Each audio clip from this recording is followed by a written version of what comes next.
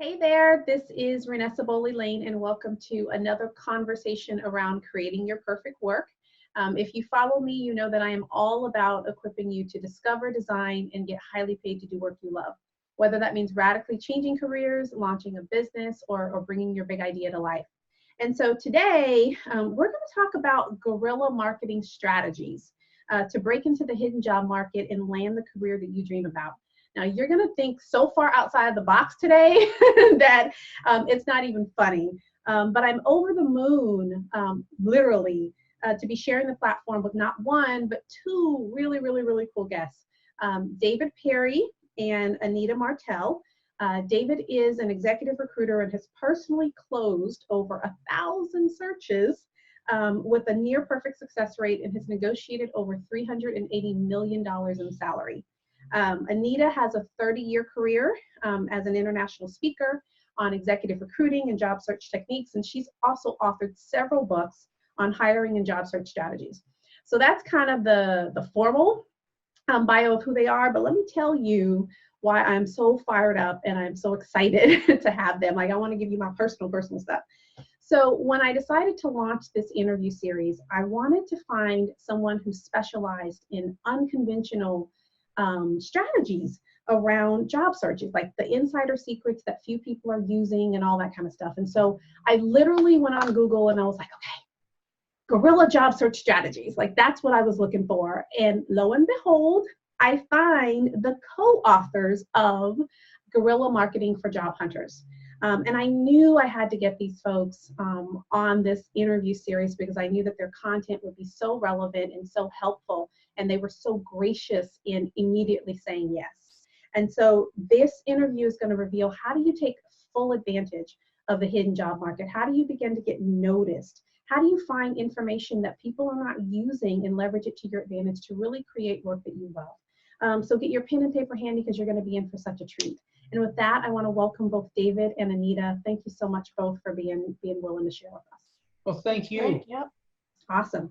So first of all, obviously the interview series is about creating your perfect work. So I'm always interested in showcasing how it looks, feels, and sounds when people are doing their perfect work. And so for both of you, and either one of you who wants to answer the question, how do you know that the work that you're doing right now is your perfect work? Now, it may not be your perfect work forever. And obviously, David, you've been in and around this space, both of you actually, for decades. So maybe this is, going to ride you all the way out. But how do you know that the work that you're doing right now is your perfect work?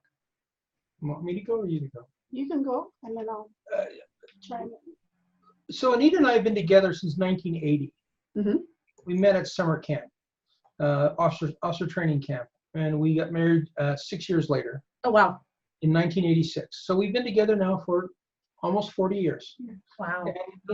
And in between 86 and 88, I spent 2 years with a national recruiting firm, and I got really good at it. And one night I came home quite frustratedly and said, I made a pile of money last year. I made almost $750,000 in billings, and I got to keep $52,000. I said, this just is not right. Wow. I said, I could do this on my own if only I had, some money. Yeah. Enter Anita. She had inherited. She and her two sisters had inherited a house from her parents when they passed, and she talked her two sisters into selling the house. And Anita and one of her sisters and my mother invested in Perry Martel, so we became business partners in 1988. So this is our 33rd year. Mm-hmm. So we deal with people looking for their ideal careers all the time, and it's easy for us because we're living that. The good, the bad, and the ugly. I'm the ugly. We're living that part ourselves. Mm-hmm. So when we started this, as David was saying, he quickly realized when he was working for somebody else that A, this was something that he could do on his own, and B, that we were losing way too much money by working for somebody else. Yeah. So when we came up with starting our own company with this, then it just made sense. It was at the beginning of our lives together also. We were planning to start a family, so we needed that flexibility.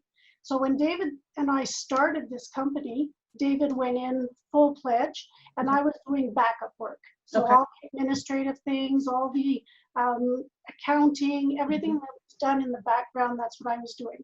As time went on, I got more and more involved, and our roles kind of morphed into two sides as our years went on with this business.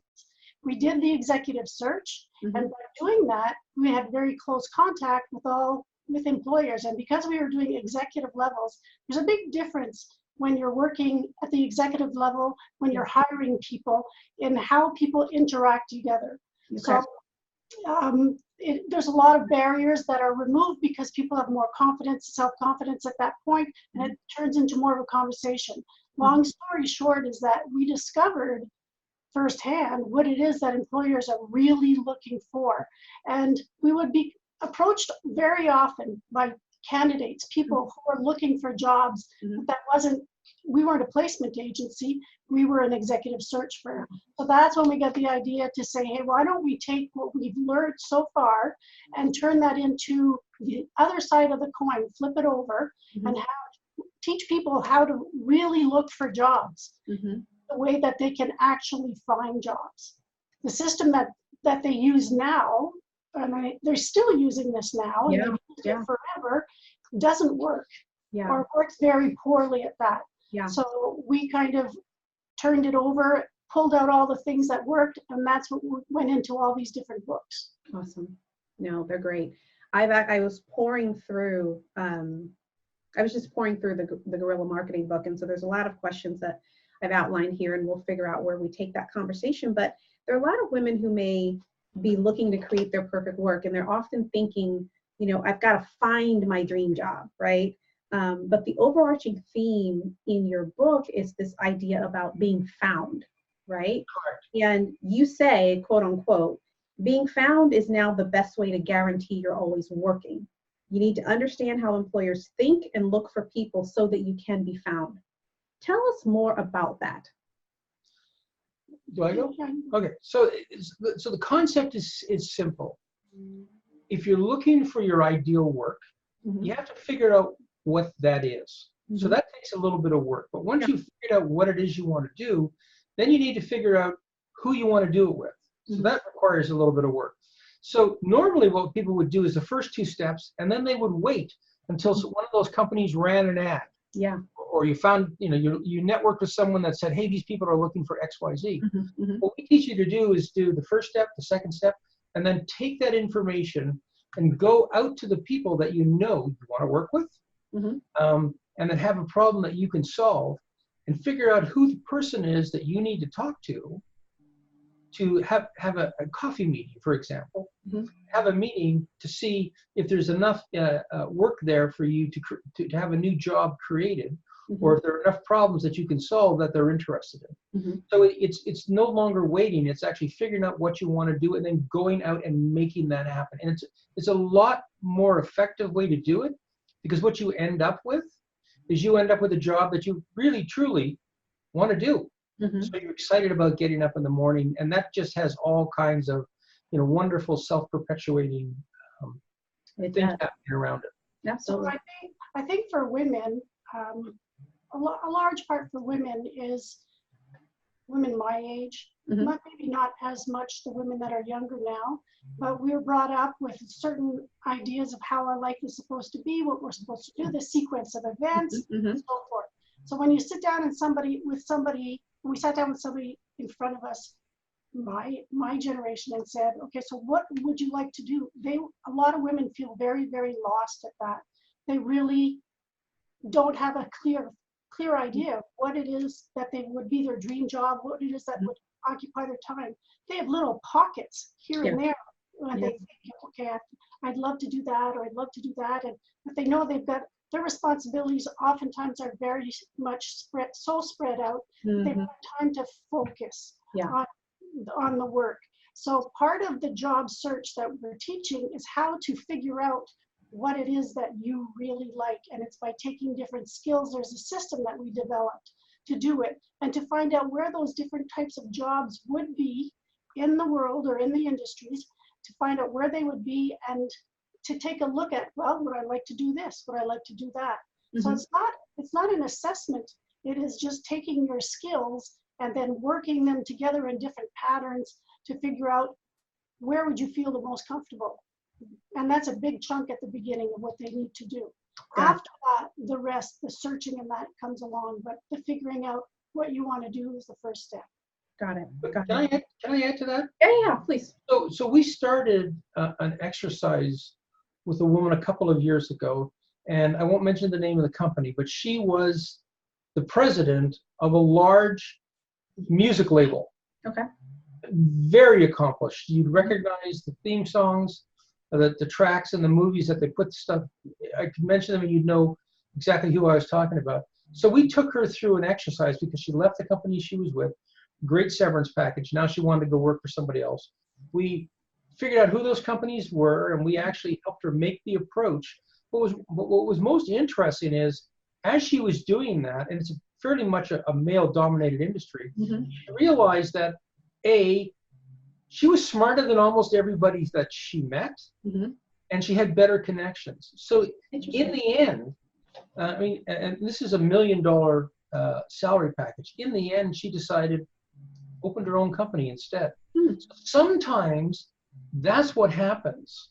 It's the same process, but if you go out and do a bunch of interviews and suddenly find out that everybody that you're sitting across the table from isn't as smart as you, Mm-hmm. You got to take that away and give that some serious thought about starting your own business instead. And we've had that happen multiple times. No, absolutely. We're going to talk, you mentioned about, finding the people and figuring out a problem and being able to go and kind of pitch your solution. And I can imagine folks that are listening on the call are like, how in the heck am I supposed to do that? So we're going to get into that strategy later because I want to unpack that. But you say in your book as well that jobs remain hidden in the outside world for weeks, if not months. So this whole idea of a hidden job market doesn't mean that there aren't jobs that, or roles that need to be filled. It's just that it takes a while, if at all, for it to ever get to the forefront for you to find out about it. And so I want to, because the strategies that you suggest are excellent strategies, but they require folks to show up very differently in the marketplace than maybe they're accustomed to. So I want to build the case so that folks understand why now it's so critical that we do things differently when it comes to looking to create opportunities and work that we love. So can you explain for folks now how jobs actually get filled? Because there's so many layers to it, and it appears that honestly, if they don't ever have to go out into the market, they're happy to never have to go out into the market. And so can you kind of break down what those layers look like so folks can understand how critical it is to start to take some of the strategies we're going to talk about and apply them? So it's really, can I do this? This is really simple for someone my age. Yep. You probably don't remember the yellow pages. I do. Okay, it was. Anybody 40 and over, we know the yellow pages. on tape. So we used to get it to our house every year, a new one, new stack. So tonight, if you wanted to buy a pizza, mm-hmm. what would you do? I'd go online and figure out, which pizza company or whatever. Pizza, yeah. Right? And maybe your neighborhood, yep. Something would come up and you'd say, go. So yep. Good. That's what everybody does now. What's this got to do with recruiting? Well, 20 years ago, if you wanted to buy a pizza, you cracked open the yellow pages and that was there. That's how you found them. So what recruiters do now is rather than run an ad on Monster or ZipRecruiter or any of these things, or put it on their website, unless they're desperate, what most companies will do, whether they have recruiters internally or not, is they'll ask all their friends, if they know anybody. That's the first thing they do. They'll go through the internal files and see if someone sent in a resume in the last 10 years, whether that's still alive or not. And then they will go to LinkedIn or Google, doesn't matter which one, or Facebook, and you'll type in, or Twitter, there's a whole bunch, or GitHub. They'll type in the parameters of, I need a woman who's blonde hair, blue eyes, left-handed, and codes in Ada. Well, you can do that kind of search, and it'll actually bring you back exactly only those people that do that.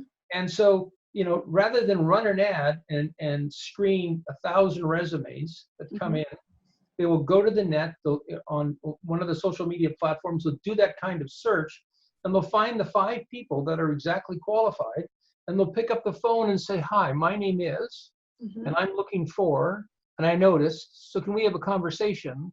And they go, oh yeah, that's great. And the role is recruited and closed right then and there. And it doesn't even matter if the person on the other end is employed, unemployed, looking for a role, not looking for a role. It's just that they were found, right? Correct. So that's all about your social media and how you show up. It's, we call it digital breadcrumbs. And so you need to set those digital breadcrumbs, whether they're in LinkedIn or Twitter. And if you want to be found for your ideal work, then, I would think that you probably have an opinion and are passionate about something.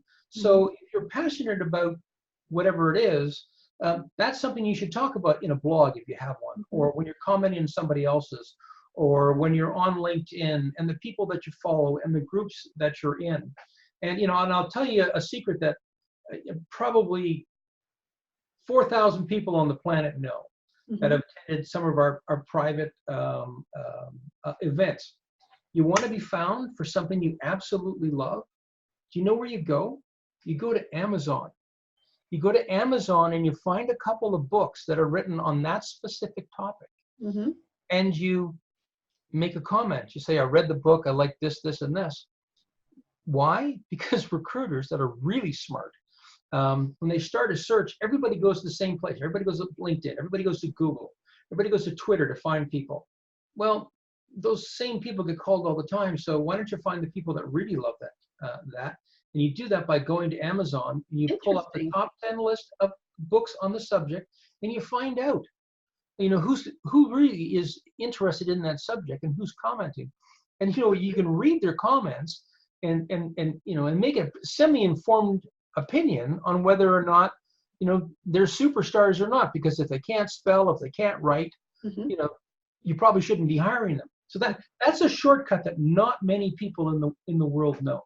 And they have to be careful when they put that on Amazon that, they don't sign their comment flower. Yeah, so that was going to be the question, because oftentimes when you're doing comments and stuff like reviews or, on Amazon, it's usually whatever your little casual name happens to be. So you want to be found. So then you would actually put your real name, as opposed to my name is, whatever random name people give themselves, pet name. There's another thing about with putting a comment on these books is the authors, since we're authors, we check these comments. Yeah. If there's somebody that has commented on one of the books and we want to talk to them, we find them and we talk to them.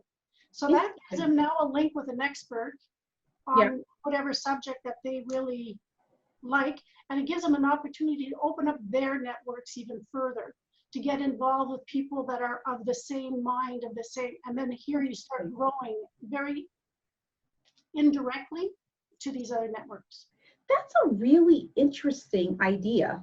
Like I have never heard of that, for one. It's not in the books. And I was gonna say, I didn't read that either. That's a great, so if you missed it, that's a great point. It's a great point. And what's really interesting, I think, for a lot of us when it comes to our digital footprint, or breadcrumbs as you labeled it, a lot of us try to hide that, right? We want to have, there's my professional, persona, and then there's the me that perhaps I want other people to see, and it's usually shrouded behind kind of a pet nickname or something like that. But what you're suggesting here is, where appropriate, put your name out there and begin to build a brand around, and a thought leadership. And we talk a lot about thought leadership in this interview series, but build a thought leadership around the area that you are passionate about, the spaces that you want to play in, and come and stand up in that space fully. Like I never thought about that. Like I never put my real name on anything online, really, outside of like LinkedIn and stuff. But it would be developing your professional persona. Yeah. So you have to be very careful also, because if you have never done this, if you have never Googled, or people have never Googled their name, Yeah. there's a lot of people with the same name around. So one of the other things we always tell people is to put your picture in with it, because employers search. Now they search. It's a reflex. The first thing they do is they'll search, and they'll search all over the place to find anything, because they're worried, right? They don't know. Yeah. It's very expensive to do a wrong hire, so they do all that research. So it's very important that your identity, the professional identity that you're presenting, be the one that you want presented, and that it's the only one that people will link to you yourself. No, that's critical. That's really, really interesting. And So it takes a little bit of work. it takes a lot of work. But not a lot of work, really. You know, a little bit of work, not a lot of work. So long as you start with LinkedIn, and then perhaps Twitter. And all you've got to do is a couple of postings and establish yourself. And most people got a LinkedIn profile anyway. Yeah, yeah. So, you know, take advantage of talking about what's of interest to you and following people that are of interest to you, because the people that you follow, birds of a feather flock together, right? Yeah. And if I'm looking for X, or we're looking for X, and or the X woman, we're going to go to the groups and follow back to find out who the real enthusiastic people are. That's true. And this will happen in the dark. I mean, recruiters, headhunters work in the dark. And then we only come up when we've got something that we want to talk to someone about. And more companies, because of the last recession, hired internal recruiters who are bringing these sets of skills. And believe me, we've sold hundreds of thousands of copies of Guerrilla Marketing for Job Hunters and Executive Recruiting for Dummies to the recruitment community. And we did it knowing that they were going to use our tools to better their searches.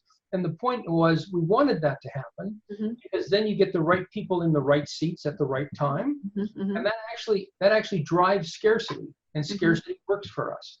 But it also helps the economy, because you've got the right people doing the right things. Wow. So what's coming out of this conversation thus far is this need for us to be far more active and intentional and deliberate in how we're showing up in the marketplace. Because I think for a lot of folks, particularly if they're in a role, maybe they've been with the company for 7 years or 8 years, their heads down doing their job, and until they're ready to make some kind of shift, whether the shift is to another career, another company, or to entrepreneurship or whatever, oftentimes they're not thinking about their professional persona, because within the confines of their company, they're getting promoted, or they're getting their good reviews or whatever. And so when you need, to have built relationship capital, or when you need to have a brand, oftentimes it's too late because you haven't necessarily built that over time. So let's talk a little bit about branding guerrilla style, because all of us here, and we hear about the need to have a personal brand or this or that or the other, but I don't know that many people see it as being critical as to something that they're actually actively managing consistently. And one of the things that you did say in the book was that a candidate likely won't even get an interview unless you are seen and branded as someone who is at the top of your field. So if I go to LinkedIn and start looking at, lots of profiles, half of them are incomplete. Mine's incomplete. A lot of them they're not that impressive. So explain a little bit, because I think you talk about it in your personal branding model, the lighthouse model or something like that, but explain kind of how people need to be thinking about their personal brand even now, such that if they're looking to make a shift down the road, they're ready. Me? Yeah. Okay. So here's so that's like a 4-day conversation. Yep. So here's the easiest thing to do. People should go and find 2 or 3 people whose opinion they trust. They don't have to like them, but opinions they trust. And ask them a very simple question. What am I good at? Like, what am I really good at? Why did you hire me? And listen, without judgment. Just listen and take notes. And if that's what you want to continue to be known for, that's what you brand yourself around. And the way you do that is you go to LinkedIn and you make sure that those 2 or 3 keywords, let's say it's project management or financial services, they appear in your name. You can't change your name, but right in the tagline below it, project, exceptional project manager, or project management ninja. Ninja's a bad example. I hate that term, but anyway. And then go down into the summary paragraph and talk about some of the projects, use project management and project manager and projects, and talk about some of the projects and the outcomes. Why? Because you want to be found. Let's say I'm looking for that blonde-haired, blue-eyed, left-handed coder. I type all that in, and if somebody has actually said, well, I can see they're blonde, but I'm a left-handed coder, and I've done these kinds of projects that are specifically for left-handed coders, and I do that in New Jersey, and I've done it in Maryland. Well, all I need to do is add a geolocation. I'm looking for a blonde-haired, blue-eyed coder in New Jersey. You're the only one that have used those words. Bang, you come up first. But I'll give you a typical example. We did the Aeronautical and Automotive World Congress a couple of years ago, and back in 2008 or 2009, 900 people in the room. And I asked a question, and the question was, how many jobs do you think there are for automotive exhaust engineers in Detroit? And the room was adamant, 0. Really? Huh. I said, so how many automotive exhaust systems engineers are in the audience? Please stand up. And they probably about 72, 73 people stood up. I can't remember the exact number now. I said, listen, I'm a recruiter. I'm a very simple person. I'm a BA in economics. I'm not an engineer. So, if I'm looking for an automotive engineer in Detroit, I'm going to go to LinkedIn and or Google, and I'm going to type in, what do you think? And all kinds of, and I said, no, I'm going to type in automotive engineer Detroit.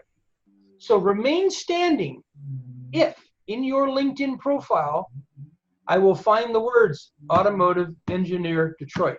And they all sat down. And I said, now here's the bad part. I said, I did a search this morning at about 5:30, and on LinkedIn, there's 17 opportunities in Detroit for automotive engineers. There was 21 on Google. There were 9 in Twitter, and we did it on something else. I said, so you all been out of work for a while because we can't find you. And if we can't find you, remember, very simple guy, economics degree. If we can't find you, you don't exist, so you don't get the call.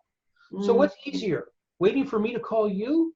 Yes, but I'm not going to call you if I can't find you. So what's easier, picking up the phone or trying to get someone else on the other end of the phone that you're calling to pick up the phone and have an interview with you? So make it easy to be found. Did I miss anything? Awesome. So does that answer that question? No, it does. It does. And actually, I think it segues into the next, because you talk a lot about keywords and making sure that, that you've got to come up in a keyword search. And I think people think about that from a resume perspective, but I don't know how much they think about it from just a branding, an online, a digital, brand perspective. So what's your perspective on how much, and again, this is focused on people who are wanting to create their perfect work, like they're looking to make a shift of some kind somewhere. How much of their digital, persona should be connected to their profession? So for instance, you talked about Twitter, you talked about, other digital platforms. And for some people, LinkedIn becomes their place to be professional. And then everywhere else is the place that they can be their personal self or whatever, within dignity. In your perspective, should those two spaces cross? Should you be more of a thought leader on the digital space wherever you are, because that makes you that much more likely to be seen someplace? Kind of what's your thought around that? The idea is yes. Yeah. Yes, because that's where people are going to be looking. So if you want to be a dance instructor and your LinkedIn profile is that you're in the top dance school and you've been an instructor and you do all this stuff, and on the side you also want to do costume design, you love the costume design part of it, but in your LinkedIn you're the dance instructor.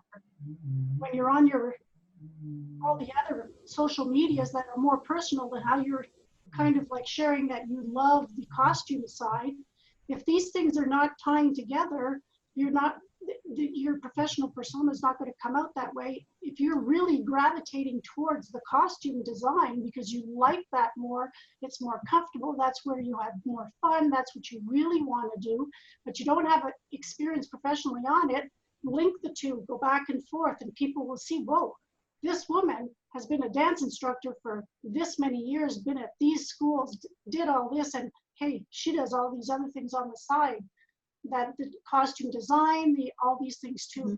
So if by linking them, it's really important. That's where you're gonna make your pathway forward. It takes 10 minutes to think about it, probably another 10 minutes to do it. Yeah. I just want to add something in, okay? So this is, because I always do I do the professional side, but I also do the thinking, you know, the psychological side of things and how people are feeling. So that's my bag. And for women, and I don't want to, you know, just say, okay, women are just like this, but women who have kids, women who have children, if they want their children to do something, to get something, or if their children is not feeling well, they find everywhere to go. Oh, yeah. They know what to look for, they research it, they're up all night, they do all these things. And for some reason, for their children, it's not even hard when a parent, but a woman also, does that for their kids. And when they start to think of themselves, there's something that clicks in our brains that say, no, we should not be thinking about ourselves, we should be thinking about other things. So when it comes to the job search and we're thinking about ourselves, there's a barrier right there. And we may not, oftentimes women don't realize it at all. Yeah. But you can turn that around inside yourself and say, listen, if I was doing this for my kid, I would do this, this, this, and this, and then put that forward for yourself. You see how much faster you would go. So I totally agree. I agree with that. And 4 years ago, I was asked to join a board called Women in Communications and Technology. Brilliant women around the table. Brilliant. And I was the only man. Brilliant women on the table. And I started to see this kind of stuff.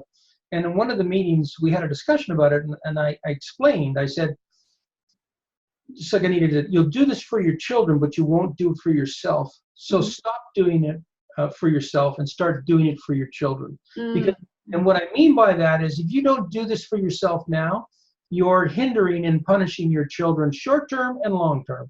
Because if you're not being everything you want to be, you're not your happiest. And that affects the family, and you know it. I said, and by venturing out and being a little bold and doing it on behalf of your children, it makes it easier to do it.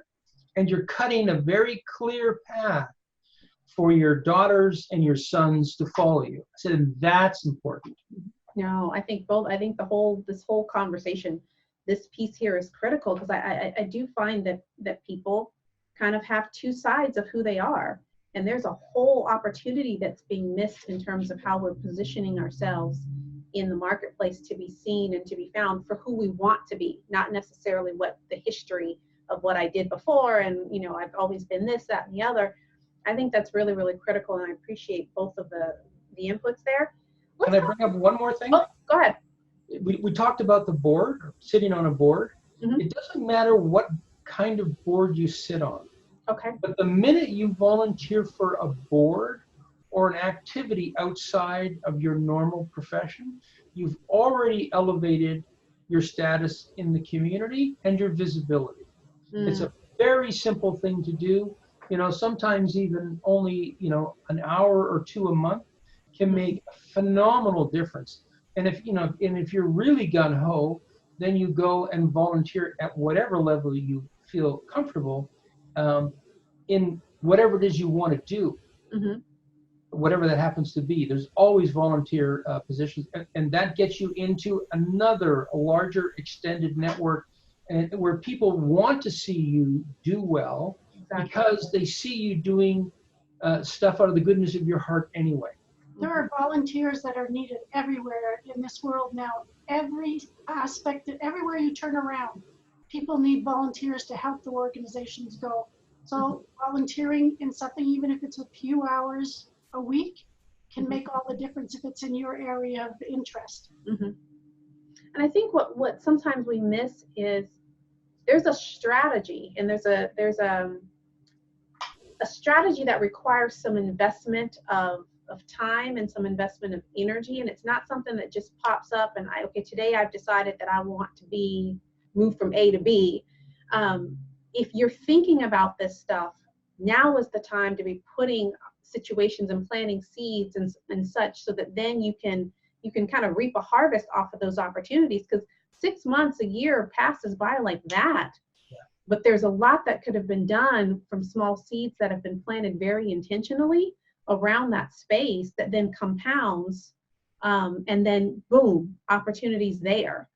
But I think when we're not being intentional about where it is we're trying to go and what we want to do, we end up spending our time and planting our seeds in all kinds of random places that don't really yield the harvest in the direction that we want, whether it's in a career or business.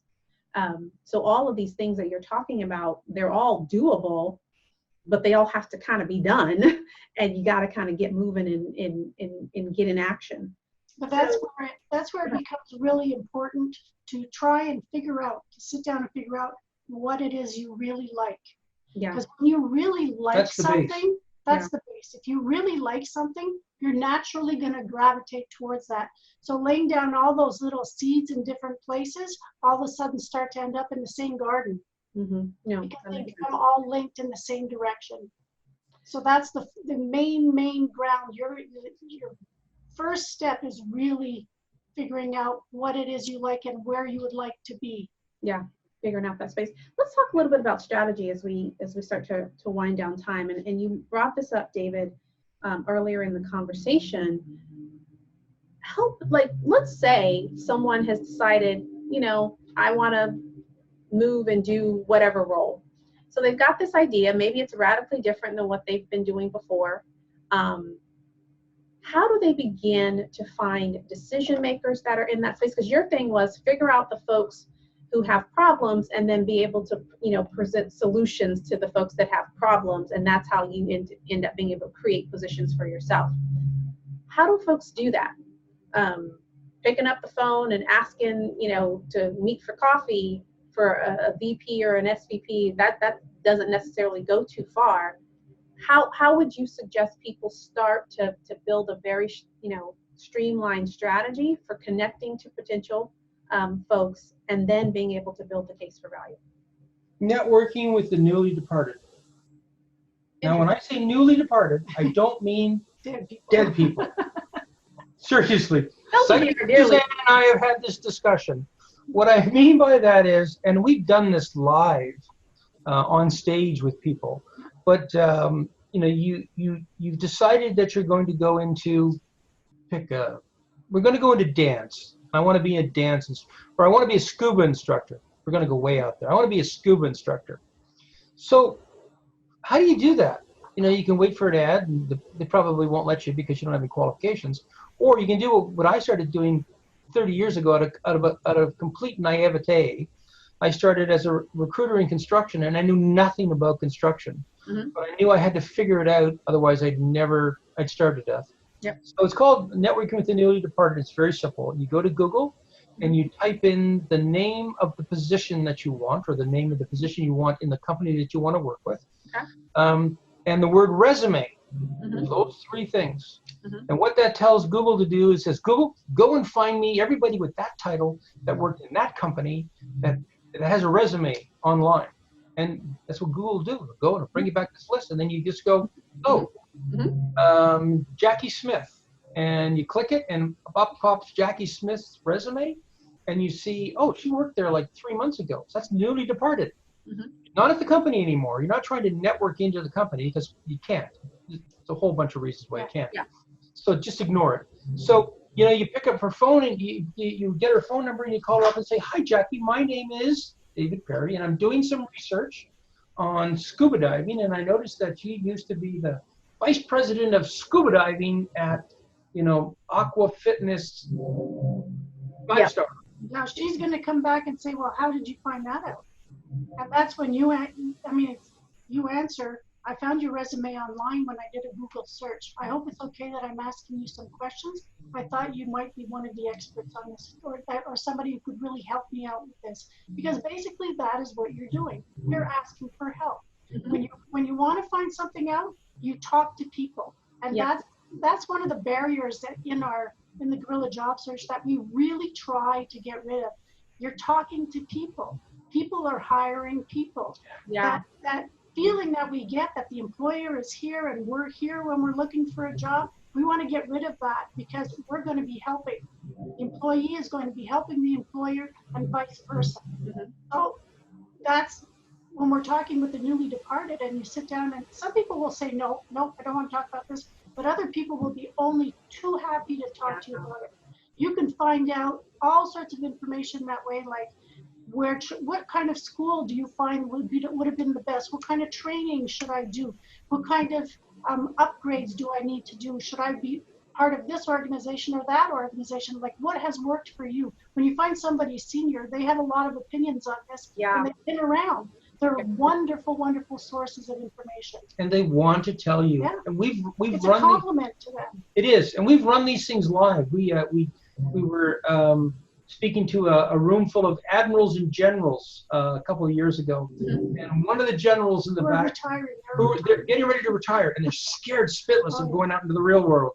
And one of the generals from the back of the room says, "That's BS." I said, "Really?" And I looked at Anita. I said, "We've got time for a break?" And she said, "Yeah." I said, "Okay, you sit there." I said, "Everybody else, you got a 15-minute break." And we brought him up front. And I said, "Okay, so let's find a company that you want to find out more about, and I'm going to show you how to do this live with Google when everybody comes back." So we did, and we literally found 2 or 3 people, and the first person I picked up the phone, it was, I can't remember his name.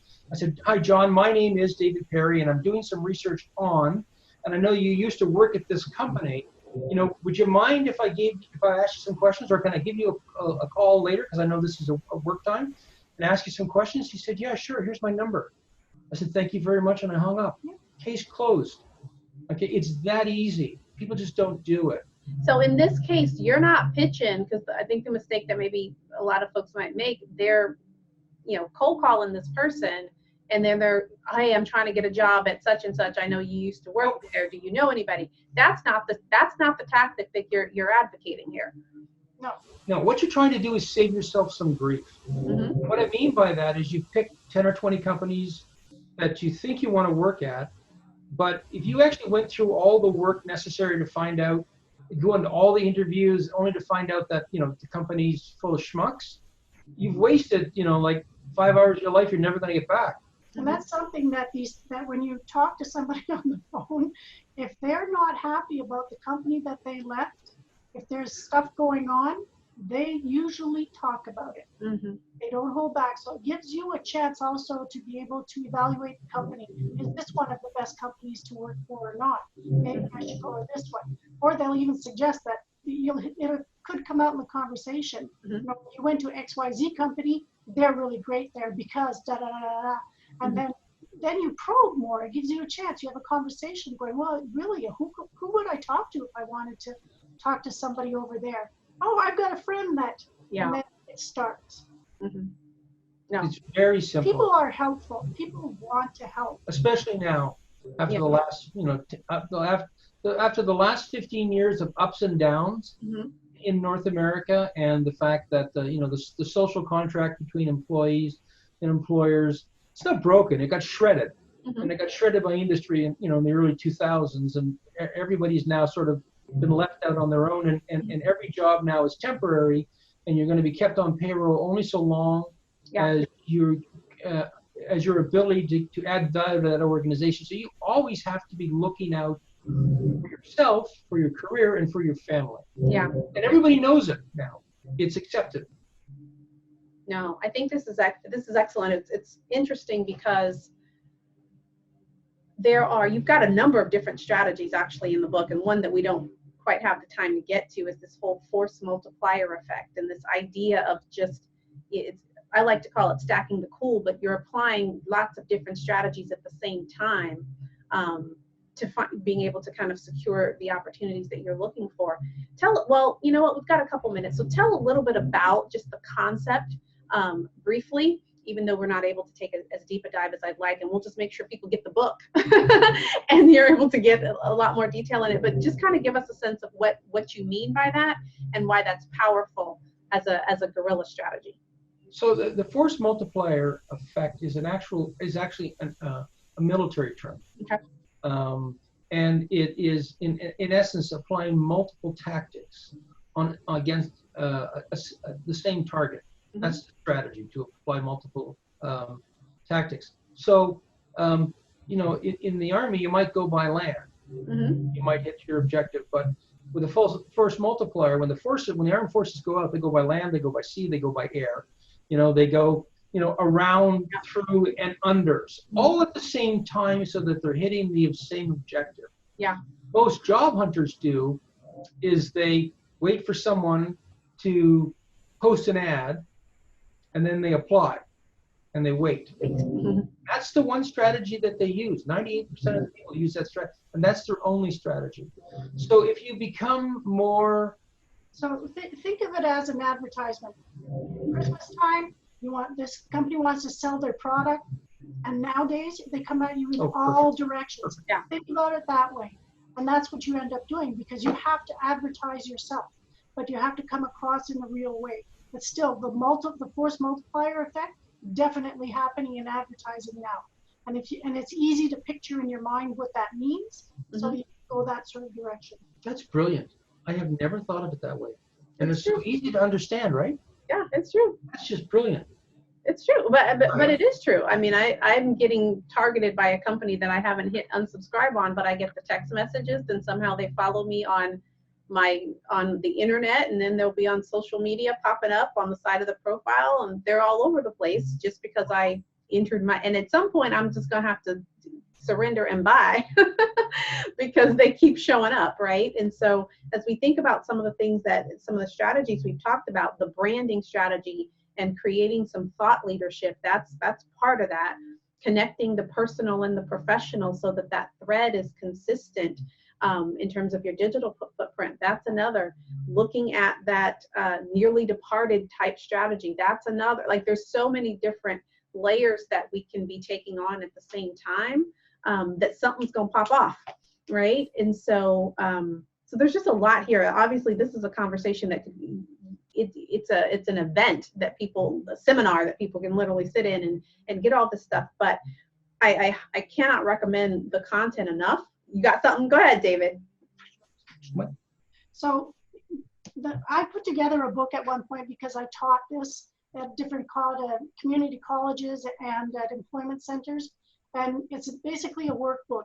You can find it on Amazon. It's called The Absolute Job Search Guide. It has, I haven't updated it in a while, so it's a little bit older, but it has many of all of these strategies in them. It has sequences. It's very, very down to earth, very easy to read. It's not scary. It's not scary. I took the scary stuff out because some people get pretty nervous at some of the tactics. So, so anyway, that is something that if you want to take a look at, people want to take a look at that, that's very helpful because it's very, very sequential.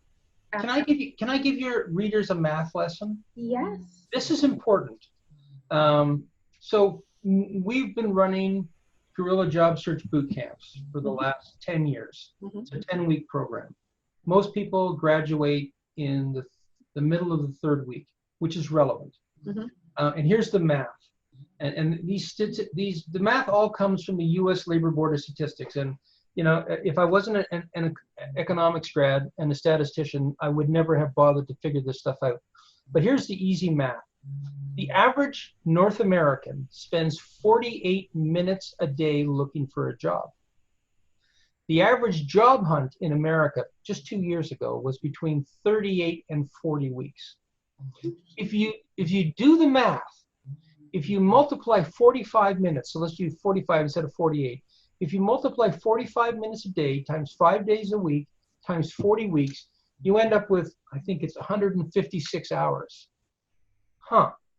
Well, if you increase the amount of work that you do from 45 minutes to 8 hours, and if you divide 156 by 8 and then divide it by a 40-hour work week, it's about 3.8 weeks. So most job hunters don't realize, and whether they've got a job or they don't have a job, but what most job hunters don't realize is that what they need is an end-to-end process that has a methodology in it that builds, A builds on B, builds on C. And when you work a full 8 or 10-hour day looking for a job, and looking for a job is not looking on the job boards and clicking, it's following, you know, this recipe of all these things you have to do. You cut your job search down from essentially 40 weeks to less than 4. And if you do it the way we show in a couple of the books and in the website, we have My New Job Hunt, which is the online platform, then what you've done is you've just reduced the amount of time and money you've spent in finding a job. And oh, by the way, it's actually a job you want to do, because that's the front end nice piece. People go on interviews all the time and they're disappointed because they say, well, I could do that job. Well, anybody can do almost any job, but most people hire people that really want to do that job. So if you're not enthusiastic about a job, you can get the interview, but you're probably not going to get the offer because you don't have the same level of enthusiasm and intent. So if you start with intent of, I want this job, or I want to do this work because, everything else unfolds. And if you have a process that you start in the morning and you finish at night, day after day after day, then you're going to land a lot faster, and you don't have to rely on networking or the kindness of strangers, which doesn't work anyway, by the way, you know, to land your next job. What did I miss? I like it. The math is simple. What I like about it is there's a function of there's time, and then there's effort and or hustle, right? And so the lower the effort, the longer the time is going to take. Correct. The greater the effort, the shorter the time. And so the quotient's going to be the same, but it's a matter of how much effort and hustle am I willing to put in order to be able to shorten the time to get where I want to be. And I think a lot of us, we're often not willing to put that level of investment into the thing, in part because some of the things are uncomfortable or different or outside of the box or what have you. But if you want to make it happen faster, you've got, because I remember I don't even remember where I read it about you, but in your early days of recruiting, you were like, I had 150 cold calls a day. Oh yeah. And so there was a tremendous amount of hustle that got a certain result. And so for you have no idea.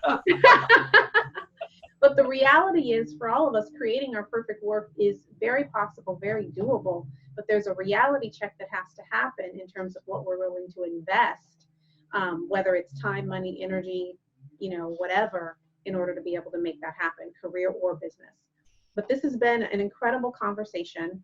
I know that every speaker is invited to offer a gift of some kind to the audience. And I don't know if you and Anita have decided what that gift is yet to be able to describe it. Otherwise, we'll just make sure that when the interview releases that it's already on the page so people can get access to that. Have you decided what that is, or should we just? Yeah, we talked about it about 5 minutes before we came on, and we've written a new book. Sorry, I shouldn't say a book. It's a guide. Well, it's called Guerilla Marketing for Job Hunters 3.5. Okay. It's actually 3.5.2, but it doesn't matter, like software. So it's available on Amazon, but as a Kindle. But anyone that wants it can go on whatever your link is, and we'll make it available so you can just download it. And what it is it's 4 strategies. It's 21 ways to find a job fast. So 4 strategies that we've updated, and 17 that are brand new. And what they're designed to do is they're designed to get people unstuck right now. So rather than have to read the entire book or take a course or whatever, read this, enact these strategies, because we tell you, here's the action item at the end of it. It's about 50 pages long. Enact these strategies, and away you go. Awesome. So I encourage folks, take advantage. A, that they're offering it for free, complimentary. B, you get an opportunity to follow them and follow their work, because A, the strategies work. B, we got to think outside of the box. They've been doing this for decades, and they've got the results around it. And so leverage them, follow them all day long, because when it comes to creating your perfect work, we've got to, be so much more innovative about how we do that. And that's why I wanted both Anita and David on this call. And I appreciate you sharing your content, sharing your thought leadership and the like. And so with that being said, I think on behalf of David and Anita, I want to just tell everybody thank you. Appreciate you listening in. We wish you the absolute best, and to your success and happiness until next time. Bye-bye. Thank you. Bye-bye. Thanks.